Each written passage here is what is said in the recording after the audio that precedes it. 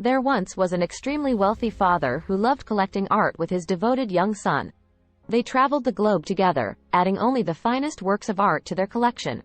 The family estate's walls were filled with priceless pieces by Picasso, Van Gogh, Monet, and many more artists. The elderly, widowed dad watched proudly as his sole child developed into an accomplished art buyer. As they interacted with art buyers from all over the world, the son's father was filled with pride because of his trained eye and astute business sense. The young man departed to serve his country as winter drew near and war swept the country. His father got a telegram just a few short weeks later. His darling son had vanished without a trace.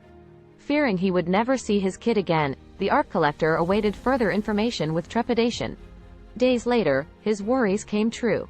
The young man had passed away as he took a wounded soldier to a doctor.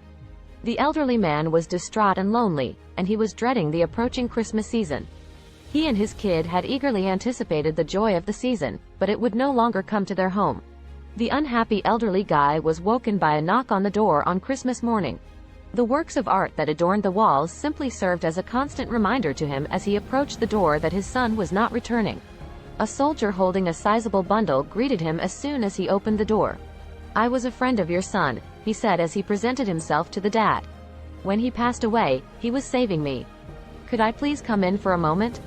I want to show you something." As they got to talking, the soldier related how the man's son had informed everyone of his passion of fine art, as well as that of his father. The soldier said, "I'm an artist, and I want to give you this." The paper on the parcel fell loose as the elderly guy opened it, exposing a picture of the son. The young man's face was shown in the painting with astonishing precision, albeit the world would never regard it as the creation of a genius. Overcome with gratitude, the man promised to hang the picture over the fireplace and thanked the soldier. After the soldier left a short while later, the elderly man got to work. True to his word, the picture surpassed the fireplace and pushed away expensive paintings. The man then sat in his chair and spent the remainder of Christmas staring at the present he had received. In the days and weeks that followed, the man came to understand that, despite the death of his son, the boy's life would continue in the hearts of those he had touched. He would soon find out that before a bullet stopped his son's compassionate heart, he had saved dozens of injured troops. As more and more accounts of his son's bravery reached him, fatherly pride and satisfaction started to lessen the sadness. The portrait of his son quickly replaced the works for which museums throughout the world clamored as his most valued possession. It was the best gift he had ever received, he informed his neighbors. The elderly man fell ill and died the following spring. The world of art was anticipating. The paintings would be auctioned off in the man's honor, oblivious to the story of his only son. On Christmas Day, the day he had gotten his greatest present, all of the artwork would be auctioned off in accordance with the old man's bequest.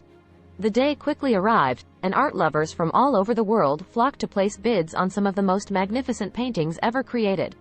Today would bring the realization of dreams and the accomplishment of grandeur, with many claiming, "I have the greatest collection." A painting that wasn't included on any museum's list opened the auction. It was a portrait of the man. He questioned, "Who will start the bidding with $100? The time went. Nothing was said. "Who cares about that painting?" A voice said from the back of the room. "Just a picture of his son will do. Let's move past it and get to the important stuff." More concurring voices could be heard. The auctioneer responded, "No, we need to sell this one first. Who will now take the son?" When the old man's companion finally responded, he said, "Will you take $10 for the painting? I only have that. I would like to have it because I know the boy. I've got $10. The auctioneer questioned, "Will anyone go higher?" Going once, going twice, the auctioneer announced after further stillness, "Gone." When the gavel dropped, the gathering erupted in applause and someone cried out, "Now we can get on with it and bid on these treasures." The sale was done, the auctioneer announced to the audience. The room was silent in shock and bewilderment. The question, "What do you mean it's over?" was raised by someone.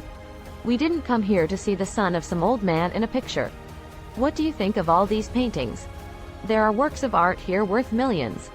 I seek an explanation of the situation." "It's pretty easy," the auctioneer said in response. "Whoever takes the son gets everything, according to the father's will. Doesn't it put things into perspective? The message is still the same. The love of a father whose greatest delight came from his son. who went away and gave his life rescuing others, just as those art collectors learned on that Christmas day. And as a result of the Father's love, everything belongs to whoever takes the Son.